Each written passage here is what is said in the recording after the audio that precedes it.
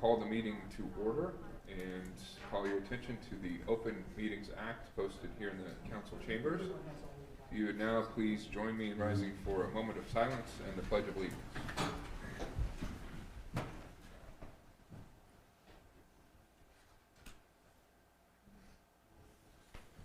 Pledge allegiance to the flag of the United States of America and to the republic for which it stands, one nation, under God, indivisible, with liberty and justice for all. Roll call, please. Granquist. Here. Arns. Here. Merrill. Here. Weeblehouse. Here. Murin. Here. Jackson. Here. Clausen. Hildebrand. Here. Okay, with that, I would look for a motion to approve the consent agenda. So moved. Second. Motion and second. If no discussion, roll call, please. Granquist. Yes. Arns. Yes. Merrill. Yes. Weeblehouse. Yes. Murin. Yes. Jackson. Yes. Hildebrand. Yes. Motion carries. Okay, would then look for a motion to approve the full agenda. So moved. Second. Motion and second. If no discussion, roll call, please. Granquist. Yes. Arns. Yes. Merrill. Yes. Weeblehouse. Yes. Murin. Yes. Jackson. Yes. Hildebrand. Yes. Motion carries. Okay, that takes us to item number 16 on the council agenda under public hearings and related action. Item number 16 is a public hearing for the Board of Equalization to hear and equalize special assessments for paving district number 518, Walters East Knolls 13th edition. I would look for a motion to adjourn as mayor and city council and convene as the Board of Equalization. So moved, Your Honor. Second. Motion and second. If no discussion, roll call, please. Granquist. Yes. Arns. Yes. Merrill. Yes. Weeblehouse. Yes. Murin. Yes. Jackson. Yes. Hildebrand. Yes. Motion carries. Okay, I will now open the public hearing, and to kick off discussion, ask for some background from Steve Ramus, our City Public Works Director. Steve. 16 is a public hearing for Walters East Knolls Paving District 518. This was on the east side of town. It was constructed for a total of $161,161.85. That is being distributed then to the lots within the subdivision equally. It's a per lot based assessment. Okay. Any questions you'd have with that? Thank you, Steve. Any questions? Council? This is a public hearing, so anyone wishing to make comment can do so now. And I will make a note here that this meeting is also accessible via phone conference and Zoom link. So if you are joining us on the phone and you'd like to participate or make a comment, you can do so by pressing *9. If you are joining us via Zoom, click the raise hand icon to participate. I do not see anyone on the phone or on Zoom. Again, this is a public hearing. If anyone wishes to make comment, they can do so now. Okay, hearing no one, I will close the hearing, and I would look for a motion to adjourn as the Board of Equalization and reconvene as mayor and council. So moved. Second. Motion and second. If no discussion, roll call, please. Granquist. Yes. Arns. Yes. Merrill. Yes. Weeblehouse. Yes. Murin. Yes. Jackson. Yes. Hildebrand. Yes. Motion carries. Takes us to item 17. I would entertain a motion to consider ordinance number 5719, levying special assessments in paving district number 518. I'll make a motion for consideration of ordinance number 5719. Second. Motion and second. Any discussion on this, council, or any questions or comments? Okay, hearing none, short title, please. An ordinance levying special assessments upon the lots, parts of lots, lands, and real estate abutting upon and adjacent to, and specially benefited by the improvements in paving district number 518 of the city of Norfolk, Nebraska, to defray the cost of said improvements and to provide for the publication of this ordinance in pamphlet form. Okay, roll call. Granquist. Yes. Arns. Yes. Merrill. Yes. Weeblehouse. Yes. Murin. Yes. Jackson. Yes. Hildebrand. Yes. All council members present voting in the affirmative. Ordinance number 5719 carries on first reading.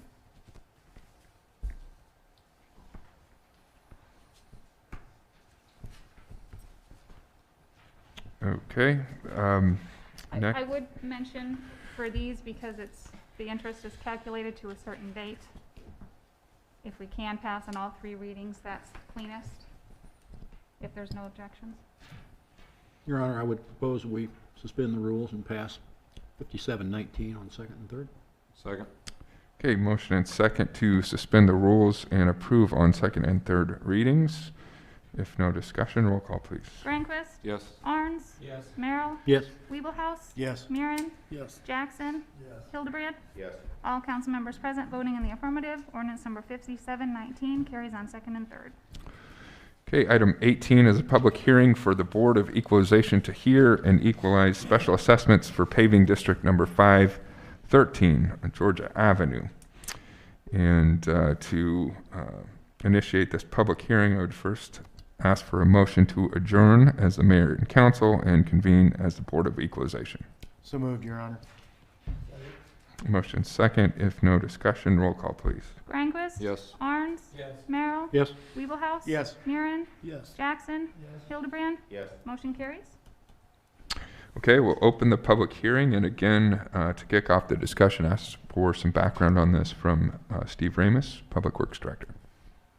Mayor and council, this is the Georgia Avenue gap paving project that was initiated a couple years ago. That project is done and now before you for special assessments. The total price of the project was $677,643.23. Of that, 53.3% was being picked up by the city. That breaks down to $190,409.72 in non-assessable portion, a $7,842.24 side street non-assessable portion. The intersection fund for the various intersections totaled $89,310.06. Of that portion then that was being assessed to residential properties, the city picked up 50% of that burden to those residents at $73,677.29. So the assessable, the amount assessed then to adjacent properties was $316,403.92, or 46.7% of the overall project. The calculations for Front Street and Side Street are based on standard calculations that we've used from a policy perspective on that side street since the early 1980s. Okay, thank you, Steve. Any questions for Steve? Again, this is a public hearing, so anyone wishing to make comment can do so now. I need you to come forward, please.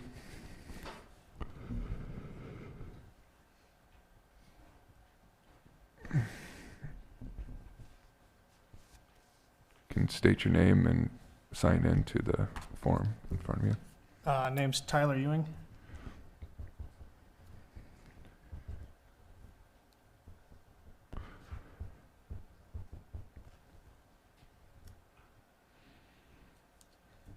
Question I got is that intersection between 2nd Street and Sycamore Avenue.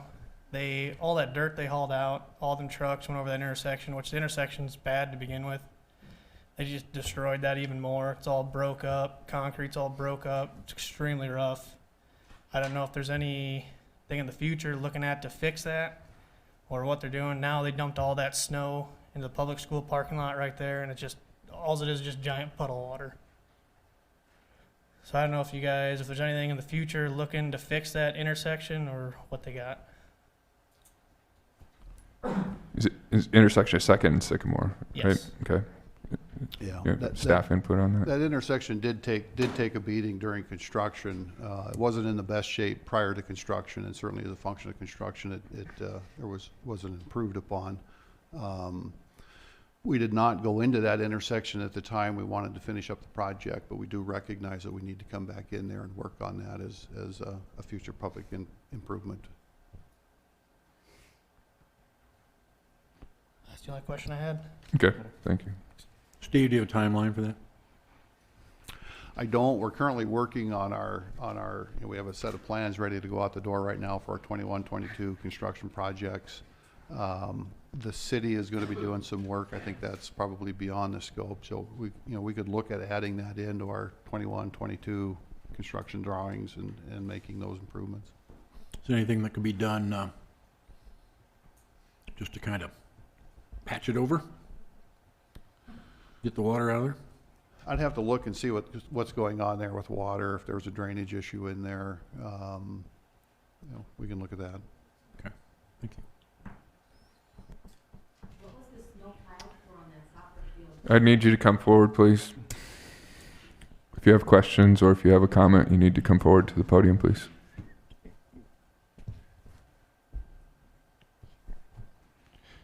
This is a public hearing, so anyone wishing to make comment or have any questions can come forward now. Okay.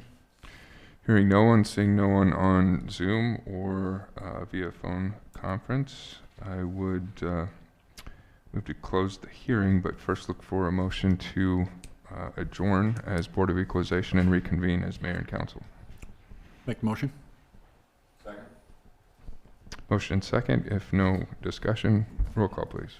Granquist? Yes. Arns? Yes. Merrill? Yes? Weeblehouse? Yes. Murin? Yes. Jackson? Yes. Hildebrand? Yes. Motion carries.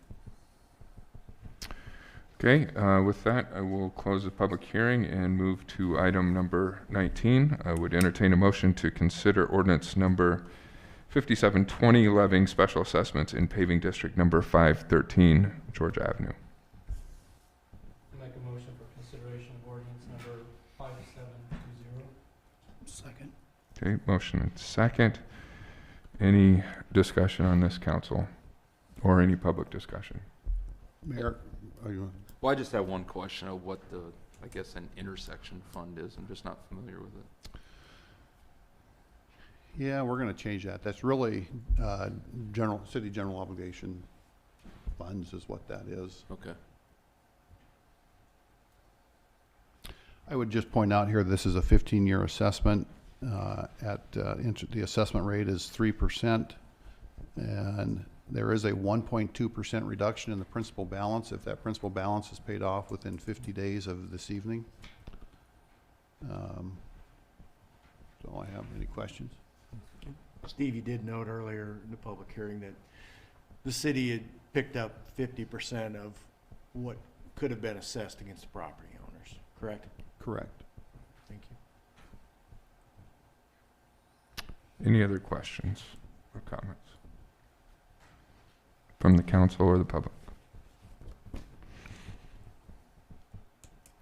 Okay, hearing none, short title, please. An ordinance levying special assessments upon the lots, parts of lots, lands, and real estate abutting upon and adjacent to and specially benefited by the improvements in paving district number 513 of the city of Norfolk, Nebraska, to defray the cost of said improvements and to provide for the publication of this ordinance in pamphlet form. Okay, with that, roll call, please. Granquist? Yes. Arns? Yes. Merrill? Yes?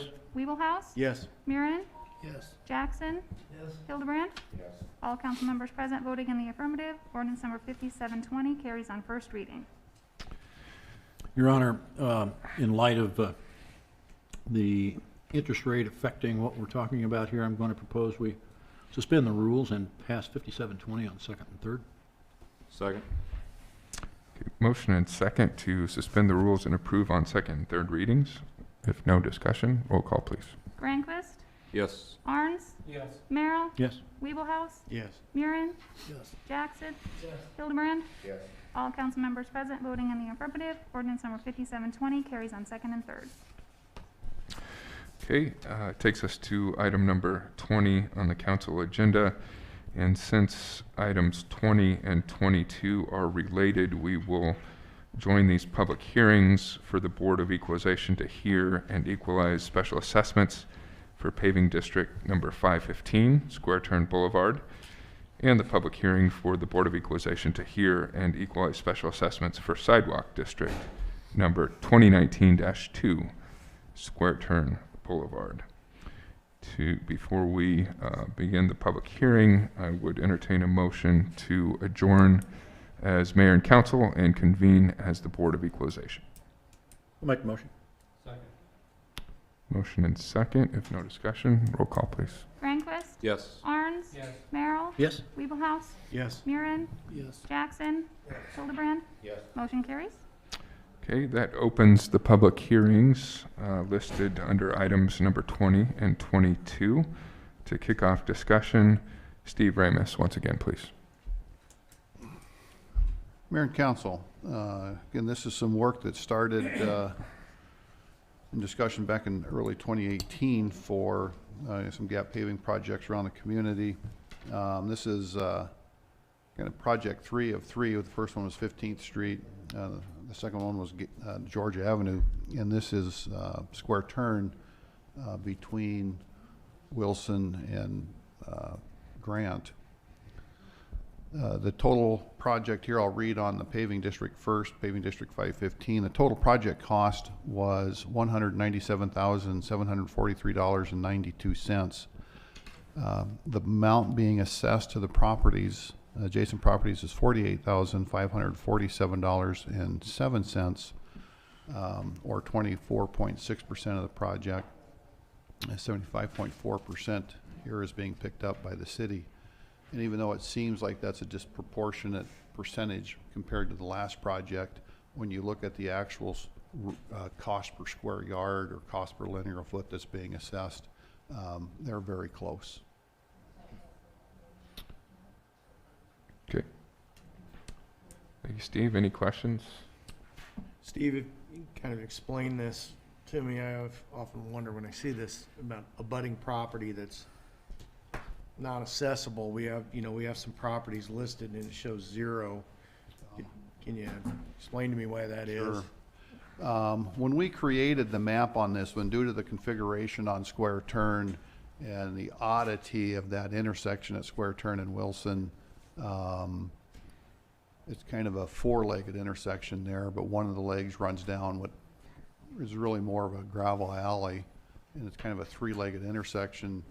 And then there's a parcel directly off to the west, or east, I'm sorry, with a fairly significant footprint.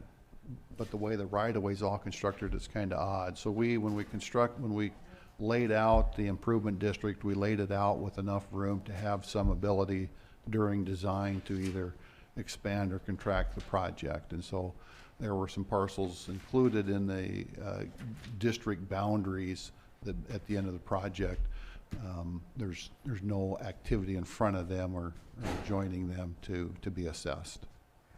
No concrete, no sidewalks, no whatever. Correct. Okay. Thank you. Again, these are public hearings, so anyone wishing to make comment can do so now. The sidewalk, I'll just read the total on that. The sidewalk project was $41,852.81. The amount being assessed to adjacent property owners is $17,150.86.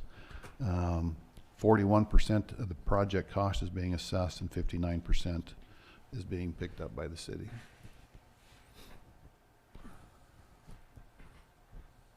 Thank you, Steve. Any public comments at this period?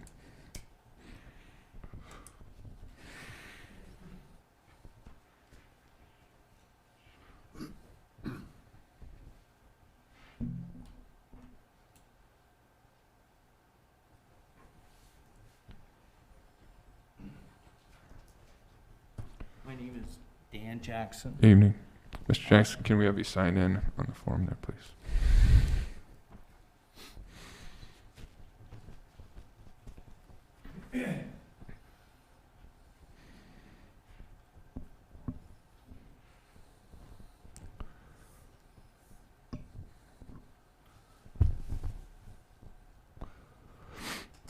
Thank you.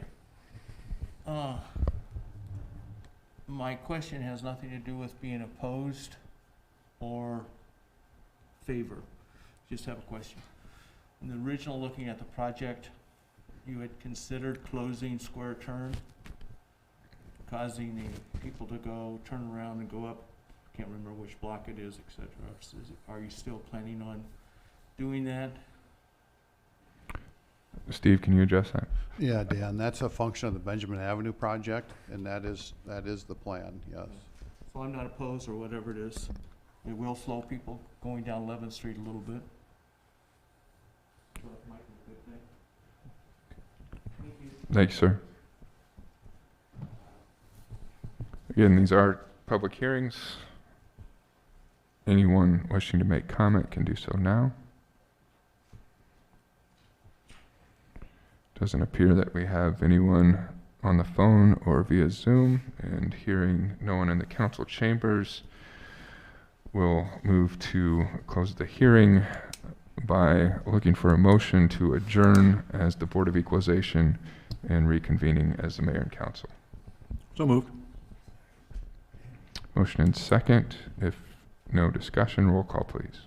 Rehnquist, Yes. Arns, Yes. Merrill, Yes. Weeblehouse, Yes. Murin, Yes. Jackson, Yes. Hildebrand. Yes. Motion carries. Okay, public hearings are closed, so we move to item number 21. I would look for a motion to consider ordinance number 5721, levying special assessments in paving district number 515, Square Turn Boulevard. Consideration item number 5721. Second. A motion and second. Any discussion on this, council? Questions or comments? Public discussion? Mayor, council, I'll just remind, this is a 15-year assessment, again at 3%, and there is a 1.2% reduction in principal for payment within 50 days. Thank you, Steve. Any further discussion? Steve, just to be clear, you've got these other properties listed, and they had to be listed because they were in the district, but they had no benefit from this project where it would, the statute says it butts up or, Correct. okay. Just want to make sure that's, people understand that. Thank you. Any further comments? Hearing none, short title, please. An ordinance levying special assessments upon the lots, parts of lots, lands, and real estate abutting upon and adjacent to, and specifically benefited by improvements in GAT paving district number 515 of the city of Norfolk, Nebraska, to defray the cost of said improvements and to provide for the publication of this ordinance in pamphlet form. Okay, roll call, please. Rehnquist, Yes. Arns, Yes. Merrill, Yes. Weeblehouse, Yes. Murin, Yes. Jackson, Yes. Hildebrand. Yes. All council members present voting in the affirmative. Ordinance number 5721 carries on first reading. Your Honor, I'd move, due to the interest, again, that we would suspend the rules and pass this ordinance on second and third. Second? Motion and second to suspend the rules and approve on second and third readings. If no discussion, roll call, please. Rehnquist, Yes. Arns, Yes. Merrill, Yes. Weeblehouse, Yes. Murin, Yes. Jackson, Yes. Hildebrand. Yes. All council members present voting in the affirmative. Ordinance number 5721 carries on second and third. That brings us to item number 23. I would entertain a motion to consider ordinance number 5722, levying special assessments in sidewalk district number 2019-2, Square Turn Boulevard. Your Honor, I'd offer for consideration ordinance number 5722. Second. Motion and second. Any discussion on this, council, or any public comments? I just want to point out one thing, Mayor and Council. All the prior districts have had 15-year assessments on a sidewalk. We're maxed out at 7 years, so this is a 7-year assessment, again at 3%, and there is a 1.2% reduction in principal for full payment within 50 days. Thank you, Steve. Any further discussion?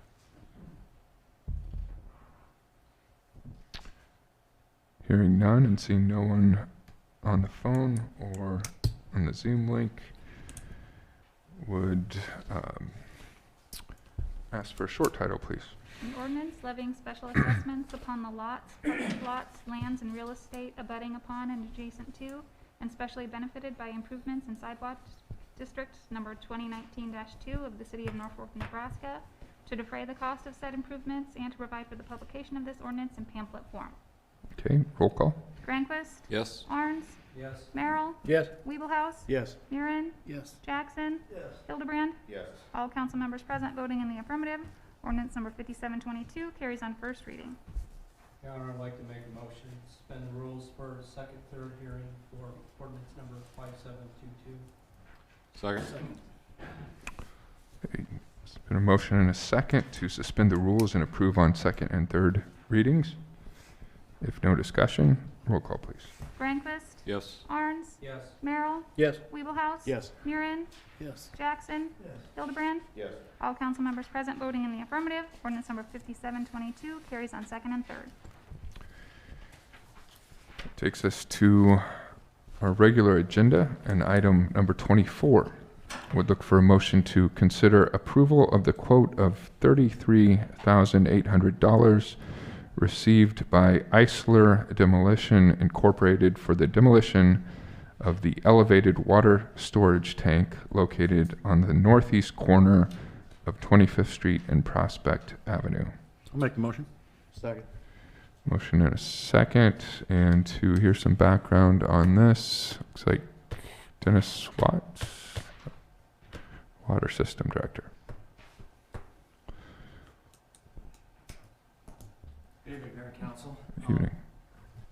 I'll just give a couple facts on the bid here. We actually, this elevated tank, we did receive 2 bids for this from the same company. The first bid was for $48,100. That was to do all the work, remove foundations, seed, things like that. They also had a bid for $33,800, which included the complete removal of the tank, however, no seeding and some of that type of stuff. And that was for $33,800. City staff, and talking to risk manager and public works director, we felt that the $33,800 was probably the better bid for us. Saved us about $14,300, and I think we can do this work with some in staff doing some of the work. We could save about $14,300. It costs us probably $4,000 to $6,000 is what we're anticipating.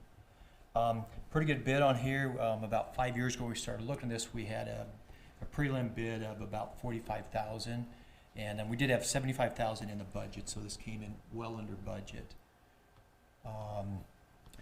This work will not start until approximately, can't start until September 1st, and that's to get all the current communication people off the tower. You know, hopefully we can start a little bit earlier, but September 1st is as of now, the date we gave people to be able to move off the elevated. Okay. So in a nutshell, that's kind of it. Any questions from anybody? I guess I don't know if it's directed to you or not, but I got 1 or 2 of them and this is just in general. Maybe somebody else wants to speak up, but what would it hurt just to leave it? You know, we're looking at $33,000 to take it down, but, and obviously city workers to do some work is a cost to us, but. Probably, I can start on that one, Corey. Sure. We've looked at this for quite a few years. There was a lot of, we started looking probably 2014, 15 about it. Cost about $250,000 to paint. Currently, and this tank was erected in 1964, $200,000. In 1996, we installed a 1 million gallon at 49th and Eisenhower, kind of that neighborhood. But so for now, it basically has little to no value. The city built that new communication tower on the west side Prospect, and so as of today, it would have absolutely 0 benefit to the city. Okay. So there's a cost of painting, and you still have upkeep. So that is the reason we felt it was best to take it down for financial for the city for water. And well under budget, obviously. Yes. The second question, I guess, would be more on the lines of I would assume it's a tank underground or whatever that Yes. makes that large There's- hill. Yeah, right to the east is a 750,000 underground structure that was built in about 1948, 1949. Right.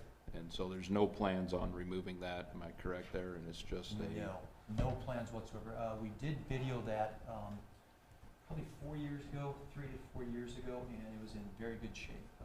The divers cleaned it out at that time, and it looked to be in very good shape. So it'll be capped, sealed, no issues of anybody.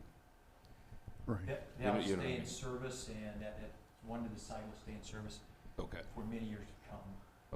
okay, excellent. I think maybe Corey might have meant the standpipe that Oh, you're the not gonna, that standpipe, you're not gonna standpipe. take Well, a down little bit of under. both. I Yeah. think I kinda understood that was gonna Okay. be, The standpipe will go completely down, completely with the tank. right, My mistake, I thought you was No. talking strictly the other one. a little bit of both. Okay, all right. When's the last time you had water in that tank? I mean. Actually, haven't used it. we do use it a little bit for peak power shaving. However, it's of very little value though. So once this is gone, the system we have between the new tower at New Core and will handle everything that you have. Yes, and that is correct. Great. Okay, Thank you. all right, thank you. Thank you, Dennis.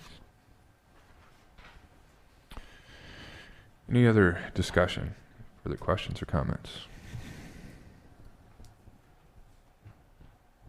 Okay. Hearing none, roll call, please. Grandquist, Yes. Arns, Yes. Merrill, Yes. Weeblehouse, Yes. Murin, Yes. Jackson, Hildebrand. Yes. Motion carries.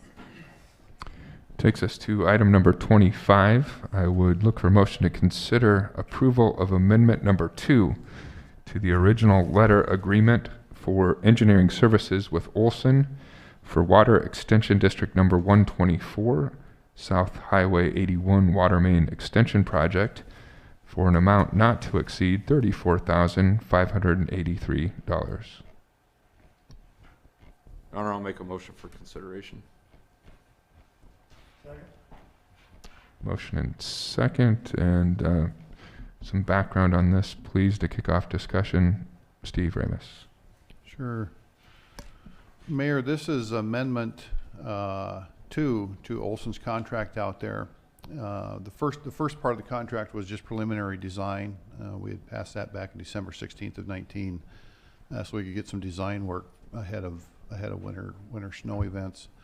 Subsequent to that, then we came back in February 18th of 2020 for a full design amendment to continue the design on the water extension. And this amendment number 2 provides construction engineering, inspection, surveying, construction staking services. And so it's pretty typical. We try and usually we try to break our construction engineering, inspection, and testing away from our design services until we get our designs done, and then we come back and add this. Having said that, in the next agenda item, it's combined, but typically this is the route we go. So it's a good bid, 34,000. You can see it's a little bit more than half of what we paid for design on it. I guess if you add in the initial surveying, it's a little bit less than half of what we paid for design engineering, and that's usually where we try and make sure we're hitting about that 5% of design, or 50% of design, 5% of construction. So it's a good contract, and they do a really good job providing services to us during that construction phase. Okay, thank you, Steve. Any questions or discussion, council?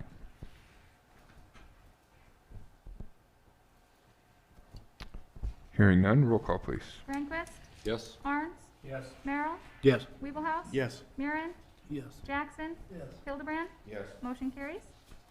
Okay, item 26.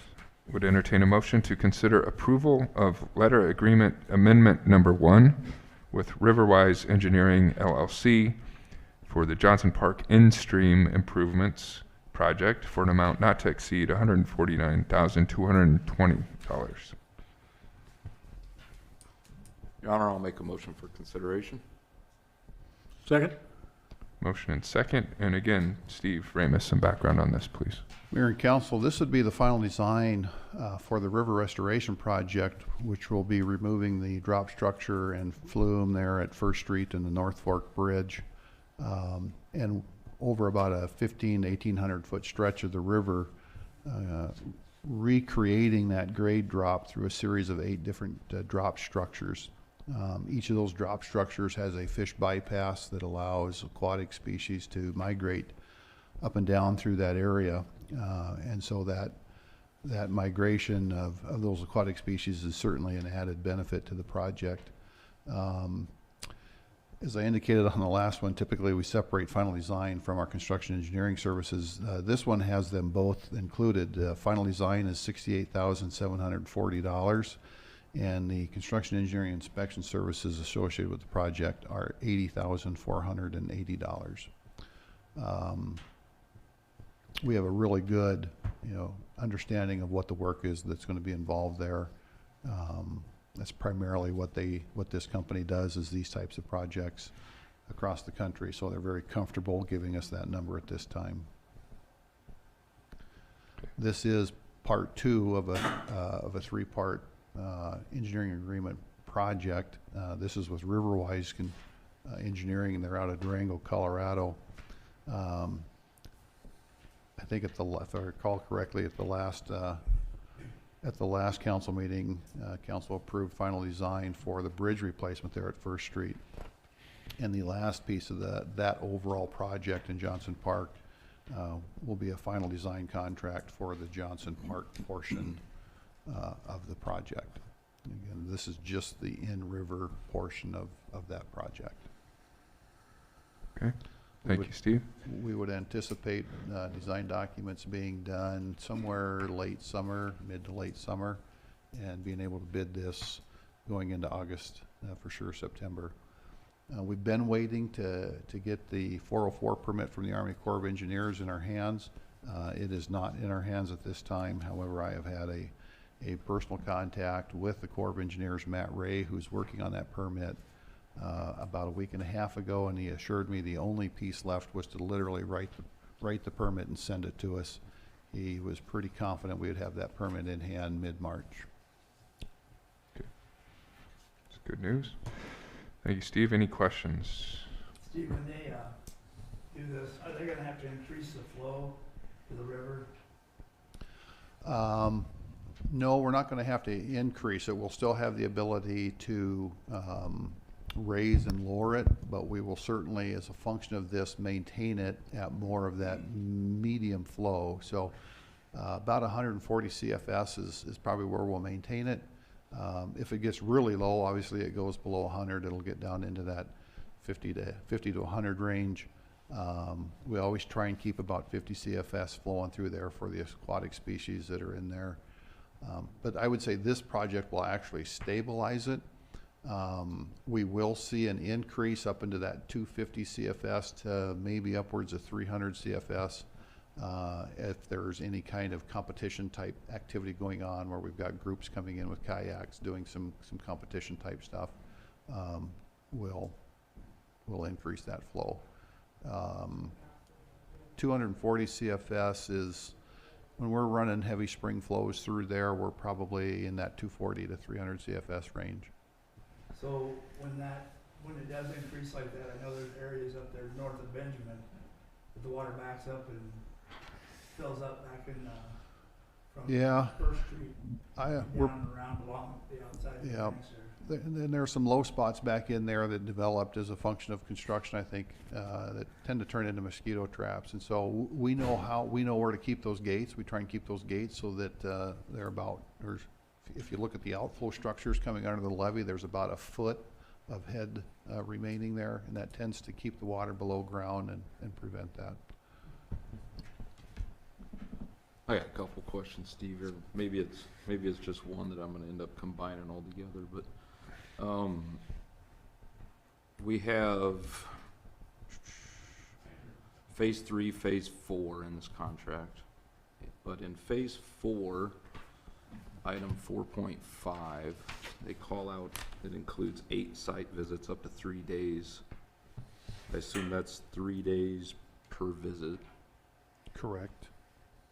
But then as I look through the 2 different phases, there's site visits called out in 3.4, 4.2, 4.4, 4.6.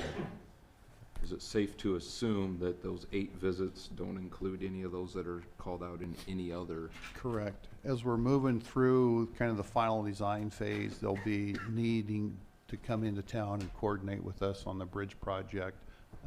May or may not be needs to coordinate with the relocation of the old railroad structure that we're going to move downstream. That might require a special trip itself.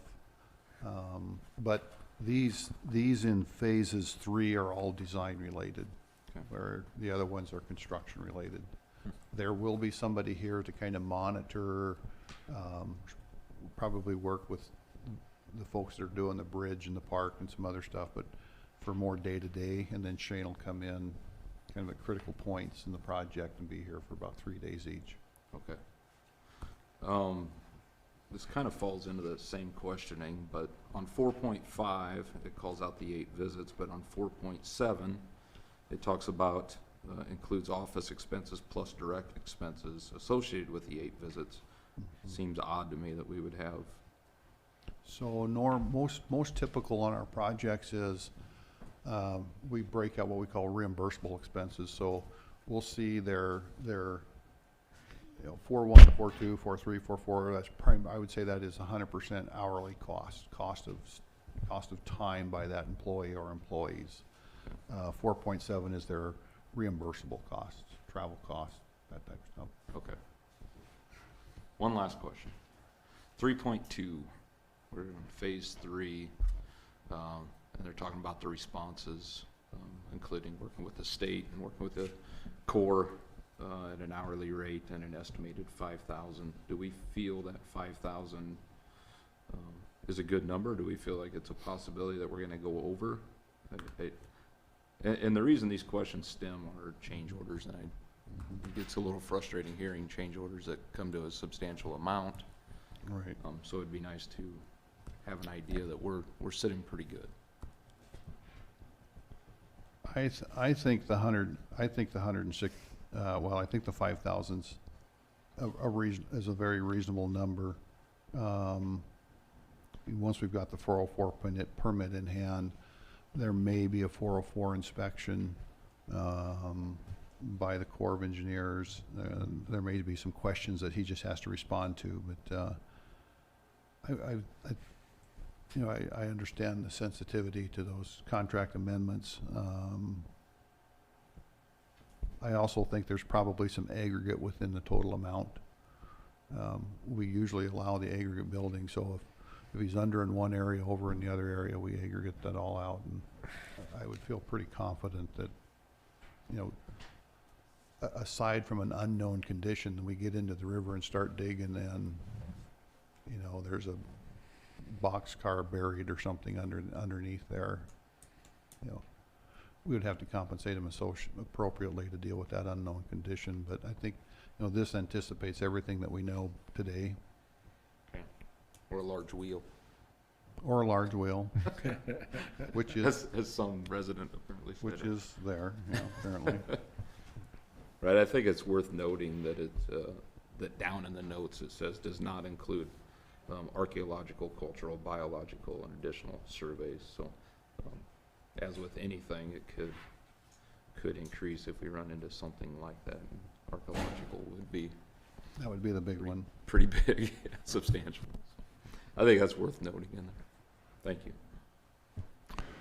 Any other questions or comments? Steve, just in the staff notes or in the staff memo, right after stakeholder supports is 90%.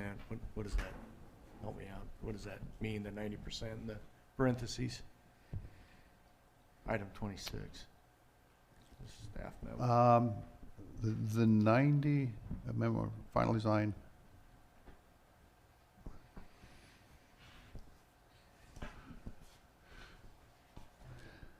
I don't have a good answer for you, Councilman, on what that 90%, stakeholder percent, 90%. Don't have an answer for you. All right. Phase 3 document stakeholder percent. I do have an answer for you. So in phase 3 final design, I'm looking at page 1 of 3. The way they've documented their final design construction documents is to get us to 90%. Depends on what area you're in as to what you call final document. So he's calling final documents 90%. The rest of that document to get you to 100% would occur during construction phase services. All right, thank you. Any further questions or comments?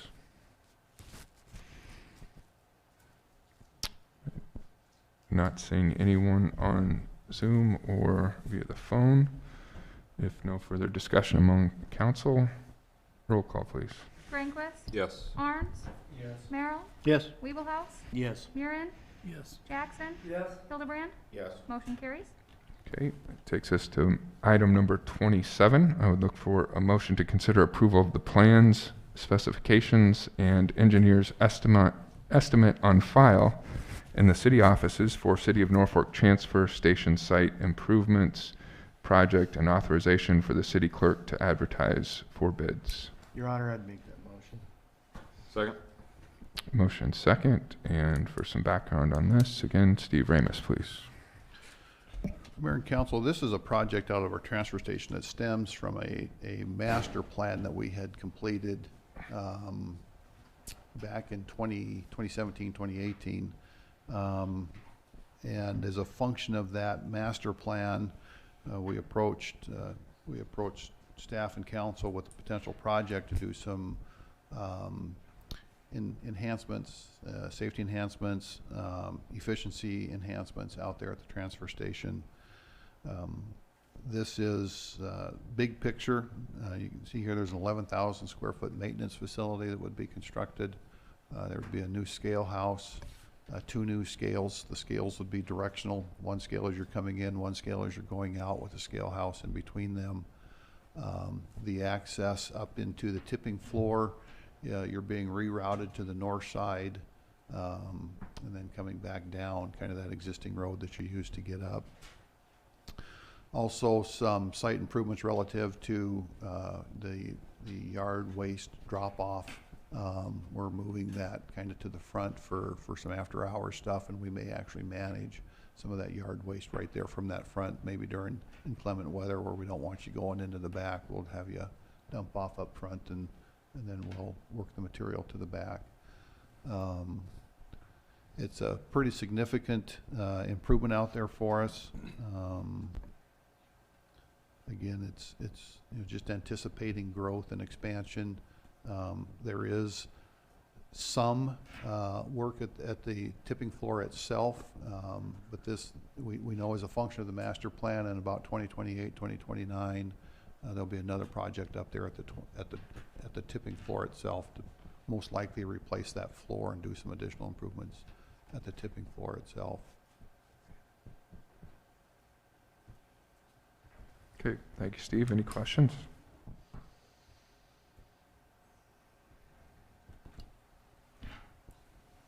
Hearing none, roll call, please. Rehnquist, Yes. Arns, Yes. Merrill, Yes. Weeblehouse, Yes. Murin, Yes. Jackson, Yes. Hildebrand. Yes. Motion carries. Okay, last but not least, item number 28, Spring Street Maintenance Report from none other than, again, Steve Ramus, Public Works Director.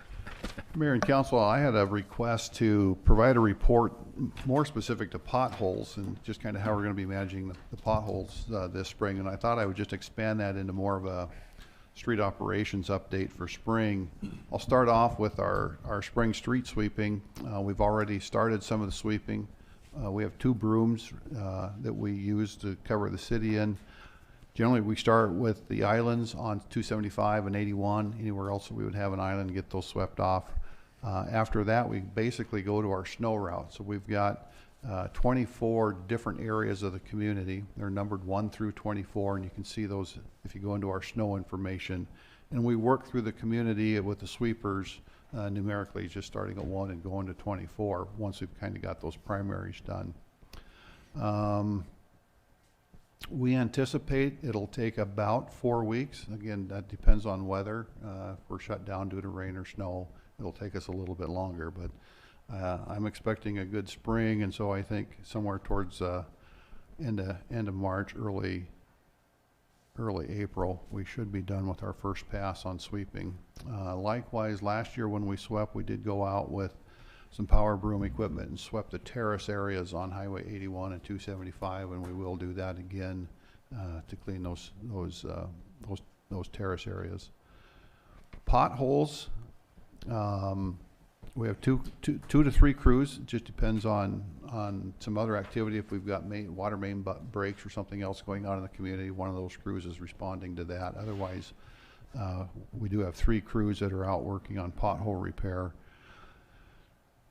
We've been out patching here for the last couple weeks. It always, the pothole activity tends to calm down once the frost gets out and that moisture is not trying to move from the ground up into the street. Once that's gone, then the moisture can move down, is when we see the pothole issues subside. Last fall, we brought in a product, newer product, is more of a permanent patch. It's kind of a synthetic material. We're going to incorporate that more into our, it's more of a permanent repair than just a temporary patch. One of the things that we're also doing just to kind of get around some of the pothole patching, we definitely recognize a pothole patch is a temporary thing. It's a patch. For about a year now, we've been working on and having conversations around asset management across the Public Works Division. As we look to implement something like that, that's going to create a hard document or a hard trail for us in terms of where some of these potholes are, where we've got more significant potholes. And once we've patched it and kind of documented that in the system, it'll be easier for us to use that system to go back and do a permanent repair in that area. Pavement marking is another component of our spring maintenance. We'll start pavement marking around May 15th and work until that is done. We are adding more and more pavement marking to our systems on an annual basis as a function of public safety and just trying to get more of our crosswalks done. We're getting ready to advertise a project later this week that'll put thermoplastic pavement markings in place at many of our major intersections throughout the community. That product is a product that lasts for 4 or 5 years without having to get back out and into that intersection and paint. So we're excited to bring that project forward, and that'll kind of pull some work off of us on the spring. But again, we'll be restriping Madison Avenue from First to, remember it's First to Fifth or First to Sixth, but we're going to put diagonal parking on the north to the extent we can, parallel parking on the south. We're going to have to move the center line about 3 feet south in that stretch of Madison Avenue. Kind of a way to get a little bit more parking up into that area. Just use the resource, use that asset that's there.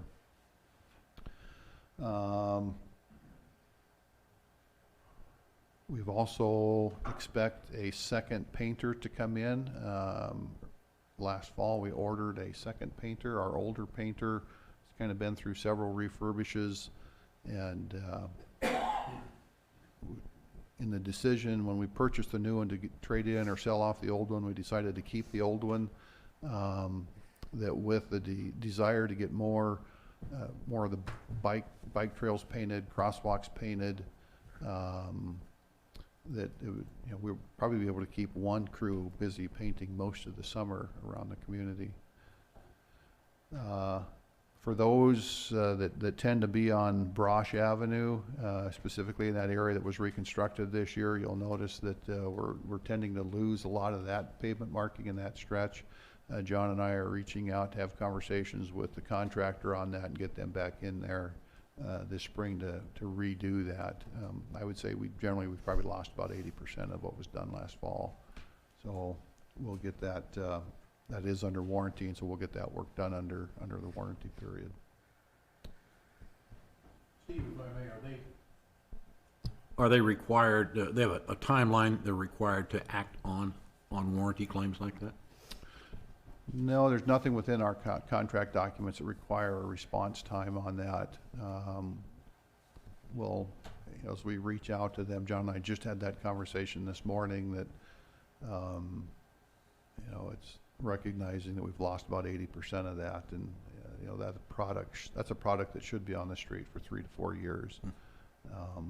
I'm got my suspicions as to what happened there, and so we'll visit with them, but it would be very desirable to get them here sometime in the next 8 weeks. But again, I think weather's part of the reason that it didn't last, and so we want to make sure, and they'll want to make sure if they're gonna come back and do it again, you know, the ground itself is at the appropriate temperature. Air temperature is one thing. We need to make sure the ground and slab are at temperature as well.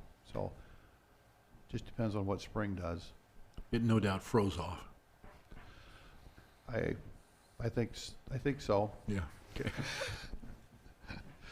The other thing I would point out is on our city website, when you go right to our front page on the website, on the left side is a gray box, and at the very top of that gray box is a button that says Citizen Request. That is where anybody in the community can go to. You push that citizen request, you type in whatever your issue is, if it's drainage in front of your house, if it's a pothole somewhere, and hit the button. I think there you can select in there what it's related to, and then that is directly routed to us. We've got a pretty good response time on stuff that comes in through that. We're usually have eyes on site probably within 30 minutes just to assess what's going on. Again, with the potholes, the other thing we get is pop outs, and so if I would encourage people, if you're seeing large chunks of concrete sitting on the street because they've popped out, to one way or another get a hold of us so we can respond to that. Steve, I will contest that, that application does work well. I know last year, I personally used it 3 or 4 times, and it was taken care of right away. So that's a good system for the citizens to use to get that information to you guys so we can get handled. I'd have to agree. I've done the same thing with great results. And I would encourage folks that have not visited our website in a while to do so. Be pleasantly surprised, I think, in how nice the site looks and how easily it navigates and how much information is on there today that we haven't had in prior years.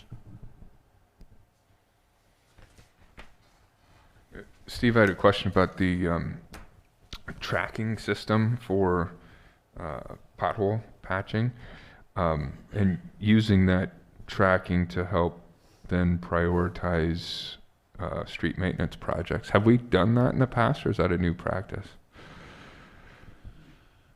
I would say we haven't done it to that extent. I mean, we have a system, we have a kind of a system called Roads and Bridges that we put our, if we go out with a truck of mix, pothole mix, we load into that system that we've gone out with a truckload of pothole mix, but that's about the extent of how we've tracked anything. With asset management, obviously, as we start to talk about that and roll that out, it's going to take us, it's a theory of you crawl, you walk, and then you run. But the systems are extremely powerful from a management perspective. The ability to report, to see what staff's doing, see where there's issues within the system, how many times have we had to respond to something like that. Maybe it's a sidewalk issue, an ADA ramp issue, whatever it is, but they're excellent resources. They come at a cost, and we're currently towards the end of a process of a selection or recommendation on a product, but very valuable. Yeah, it seems to make a lot of sense and would create value in terms of comprehensive management of the system. And you briefly mentioned a new kind of product that we're using for patching, synthetics, is that right? Expand on that. Is this a first time we're using that practice as well? This is, we had there's a company that comes in, they're from out of state, and they come in, the product's used extensively by several DOT agencies, other communities. It's a synthetic polymer. It's black in color. It's got aggregate mixed in with it, and you pump in it, or kind of inject that into your cracks or your spall areas, and it provides a permanent patch. So it's a way to, rather than getting in there with concrete saws and the delays associated with that, this is just a much quicker way to do that. So we're going to push that out to the extent we can. We'll rent the equipment, and we'll spend, we've got dollars in the budget, and I've asked them to spend all of those dollars and get that product out in the system so we can see how it works. Excellent. All right, any other questions on the spring maintenance report? Okay, if not, that requires no council action, so we are adjourned. Thank you.